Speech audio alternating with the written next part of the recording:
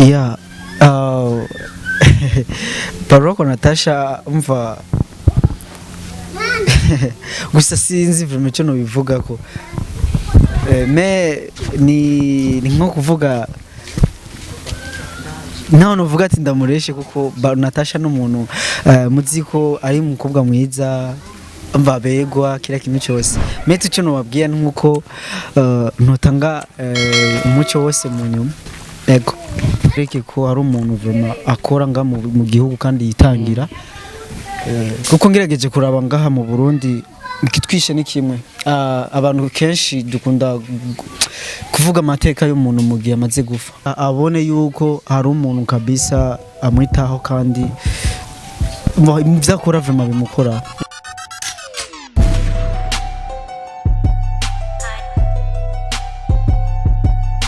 What's up guys, it's your boy Adiku the MC. Nkuko mubizi murazi yo twafashe micro tuba tuje kubaha ibintu biryoshye bisukuye. Turi mu karere nkuko twama twikora twagendeye umwe mu baririmbyi bakiri bato ariko kumbure bafise impano ikomeye kandi bafise ivyo bamaze gukora. Murashaka kumumenya cyangwa kumenya ivyo bamaze gukora cyangwa bariko babategurira iki? Wetensi gumana natwe kugira muronka amakuru aryoshye cyane. Ni kuri micro murazi kwa Taundi ni wa wundi ya ninja wa murovya tigera squatinga MC andi kuri micro inyuma kamera kumwe na dossier nibo babansha kubaha ibintu biryoshye twagiye cameraman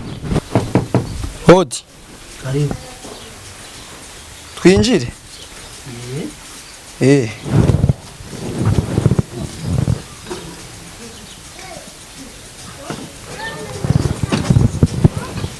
gute musaza fresh bro ameze neza we nibiki nibiki turiko turavugana bisanzwe eba ahubwo muranteye ubwoba nibiki kwanza tuje gutemera niho tugiye twinjire cameraman reka ivyo bintu kwanza man umuririmbyi ya Marita yari umwanya wose I'm ready ndi tayari sinzi vraiment gusa ivyo bintu muramukora tuje gukora aga clip bisanzwe uko dukora aga clip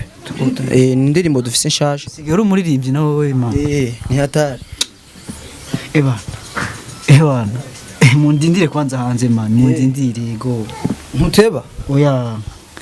iminota 2 gusa ahubwo ndiko ndambara man fresh boss umeze neza bro ndashima namwe uraberewe jemeze fresh sana brother thanks bro uraberewe sana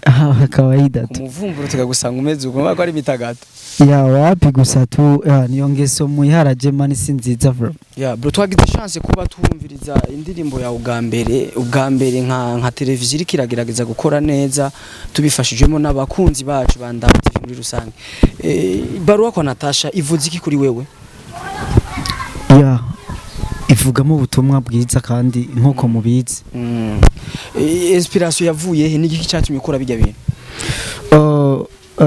inspiration kuvuga ati byanjemo gusa kuko urazi si kuvuga ati byanjemo gusa ni ibintu nabonye ko byankozeho kuko ibintu yakoze binkoraho mvuga ati foke ndamwereke ko ari umuntu vraiment akora nga mu gihugu kandi yitangira kuko ngerageje kuraba ngaha mu Burundi kitwishe ni kimwe abantu kenshi dukunda kuvuga amateka y'umuntu mu gihe amaze gufa werera ati gender yapfutse ukiri ku isi abone yuko hari umuntu kabisa amwitaho kandi byakora vraiment bimukoraho ibintu bibiri yakoze biragutusha kurusha ibindi n'ivyaha bibiri yakoze biragutusha ku mutima bwace bivyankoze kurusha ibindi n'ivyaha ni byinshi sino bimana kuko bibiri biruti ibindi kuko ateza kuca ivaza ati mbega umuhungu uyu mupeti cyamutushije cyane n'icyo akaciyumvira nawe ahari ukuntu yitaho abarundi n'umutima wiwe vraiment yitanga mu gufasha ariko inyuma dusubiye inyuma gato warigeze kubusora indirimbo umengo yitwa Mugani uno munsi tumvise Natasha mbega ntibahava bibaza uri karadukurikira ashobora kwimvira ati uyu muntu ari mu mabezi cyangwa ari karondera ukunge nafashwa n'abaririmbyi bakomakomeye mu gihugu cy'u Burundi uwo muhumuci waho uri karavyumvira kuri no mwanya ego urakoze kumbaza ico kibazo urabona abantu dutahura kumwe kuko ushobora kwiyumvira ati naririmbiye Big Fizzo bwa mbere kubera icyo umva ndiko ndarondera ubu ngeze kwa Natasha bo icyo nobwira abantu nukuba gusa urabona je ndi umuntu kandi ndakunda Burundi ndakunda abantu bakura neza kuko mugihe ugerageje no kuraba ijya ndirimbo narimbiye Big Fizzo ni bisa ni narimbiye Natasha kandi bya Big Fizzo kuvuga ati nabirimbye ngo kubera ngo aricyo nariko ndarondera no na Big Fizzo no muntu atanga kandi afasha kandi ahantu hari hose Imana imwezagire kuko n'umuvyeyi nawe yene meke igiye narimbiye Big Fizzo niko nabonye ko bikwiriye ko no muririmbira ubu ko narimbiye Natasha nako mbonye ko bimukwiriye kandi ivyo akora akora ibikora inkava ariko aho nyene dufise amakuru atwemeza neza ko ivyo Big Fizzo yakwemereye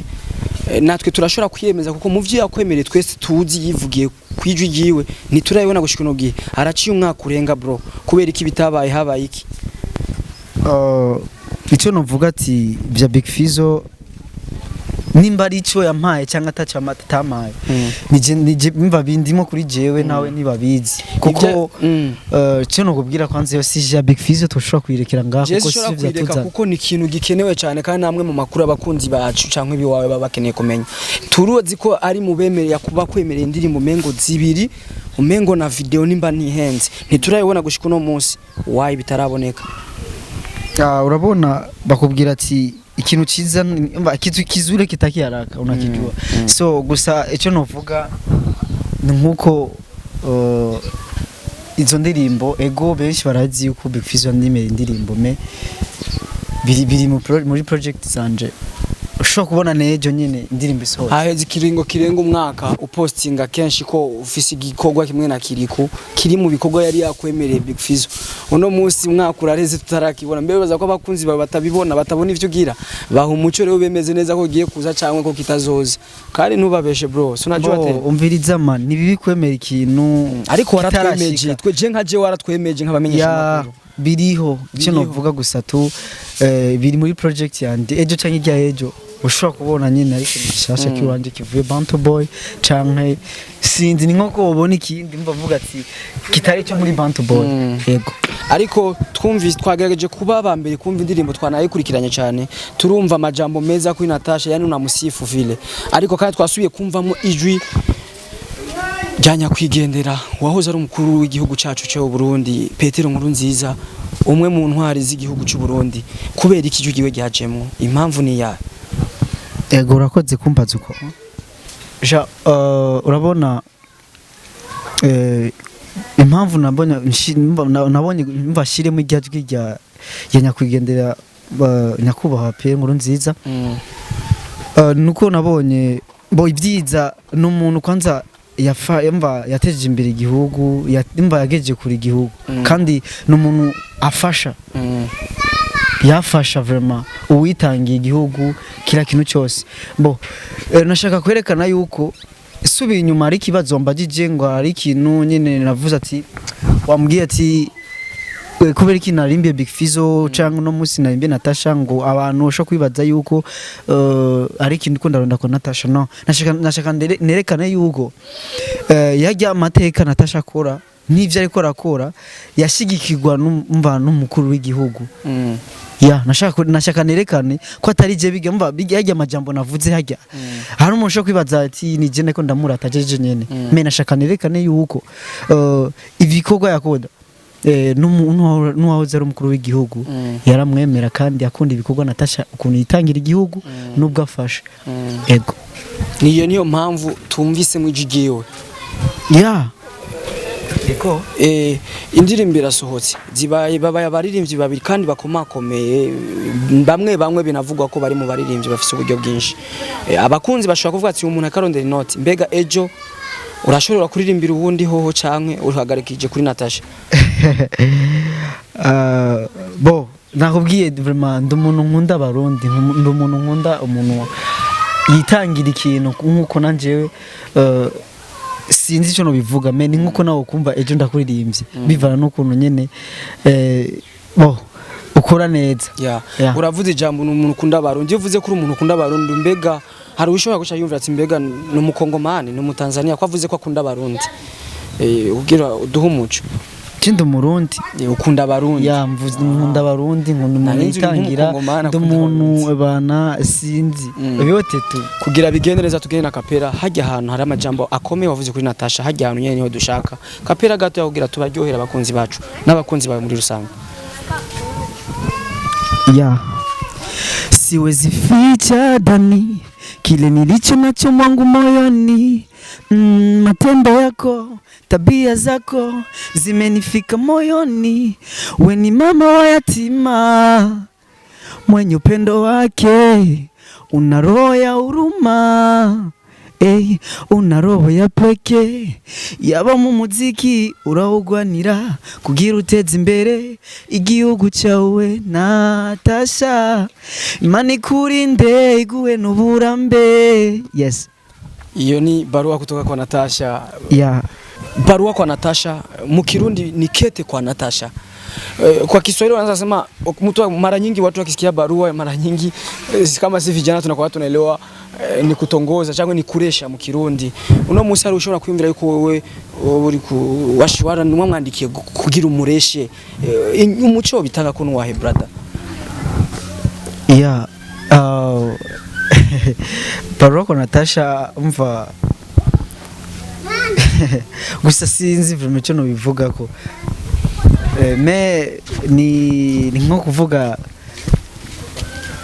naho novuga ati ndamureshe kuko Natasha n'umuntu muziko ari umukobwa mwiza mva begwa kira kimwe cyose me tucyo no babwiye nkuko ntotanga umuco wose mu nyuma ego twitegeki muri iryo kete neza na neza azo bishitse akaryakira nabi uzo vyakira gute uno musi aciye aja kuri ntitwamurondera nawe tukamubaza kubijanye ni na envelope wamurungikiye birashitse ayarayigaye uzo kuyumva gute bivanye nuko wakoze igikogora dépense amahera na video irimwo uwo vyakira gute bishitse bikagenda nabi ni nkuko nawe ugiye kuresha wankiwe ntugyohego. Abaririmbyi batatu wemera cyane kurusha abantu mu gihugu cy'u Burundi ninde nande bose ndabemera bakora neza. Navuze batatu barusha abantu kuko ntuwemerera ntibafise kibanza ca mbere bose kandi abaririmbyi mu Burundi ni benshi. Nta numwe nemera kandi nta numwe mba ntemera bose ndabemera.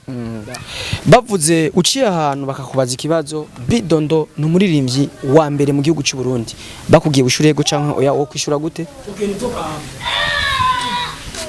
Oya barakubwiye ati Petit Dan ari muri baririmbyi batanu banyuma mu gihugu cy'u Burundi bakakubwira wishurego canke oya wo kwishura gute?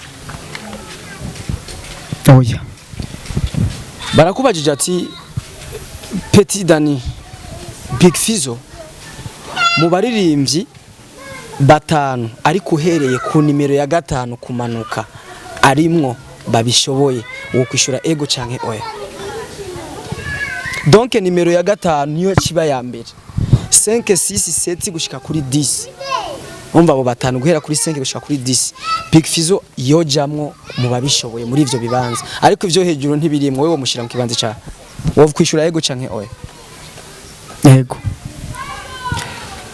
kuba utameze neza ariko uri umuririmbyi bihora bitugora cyane kugira tutaryoheye abakunzi bacu. Kapira ngeri brother gatoya nk'imisegonda 30 ako kana mvuga karambara kakabegwa iyo turi kumwe sinifuze kukarekura kandi nkafitiye byinshi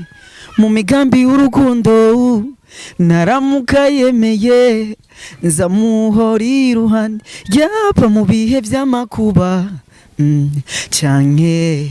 bya bindi bikomeye nzahora nkuririmbira ngeri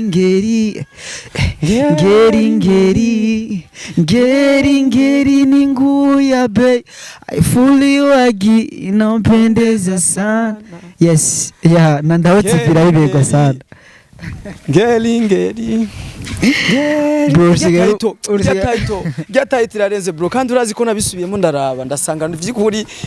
ni imwe mu mpuzi tamezo kandi irazi vijya muzo brother ewe ikurahe amaze gushika kuri umukunzi wawe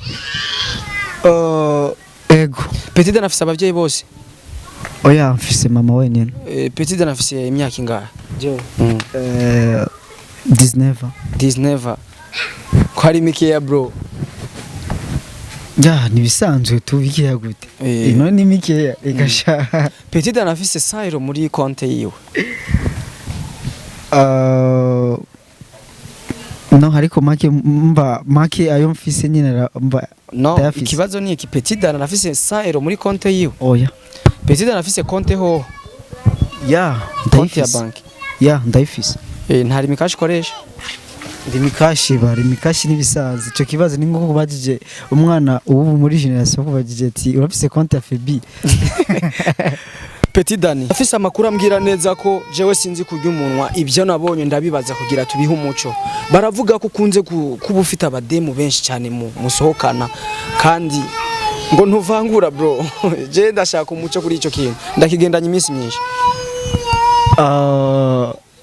Gusa sinco kibazo sinzi no kwishura gusa kubera ko ari benshi cyane barambeshera ko jewe ebana bintu vyuko wapi kandi bavuga ati ntuzomori icyo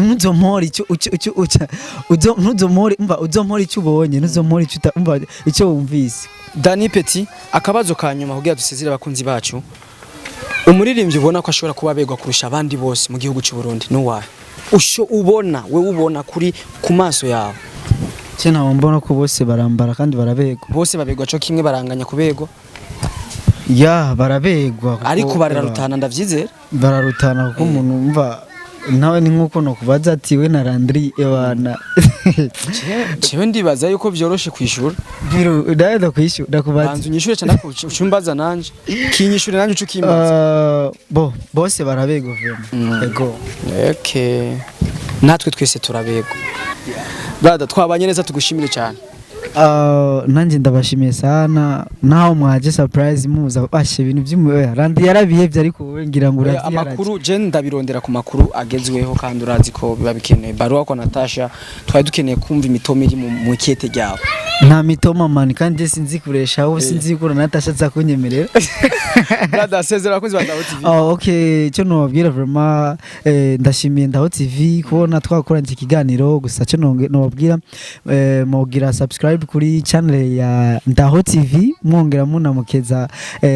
MC Andy Ninja niko ndamwita hama mwongera mushira subscribe kuri channel ya YouTube kugira mube maronka ibikorwa byanje bishasha byinshi si baruwa ko Natasha gusa nibindi son biraje murakoze cyane gose. Thanks so much bakunzi ba Ndaho TV nkuko mubizi twama tugenda ku mwanya uratujanye ariko tubandanya kubarondera n'andi makuru agiye atandukanye urazi ko turi ku kivi kandi turiko dukorera mwebwe aba boss ba. Thanks so much kuri we umaze gukanda ku gakengeri kuri subscribe cyangwa sabone bandanya ugira na commentaire nyinshi ku partage menshi ubaye wambaye kuri ikiganiro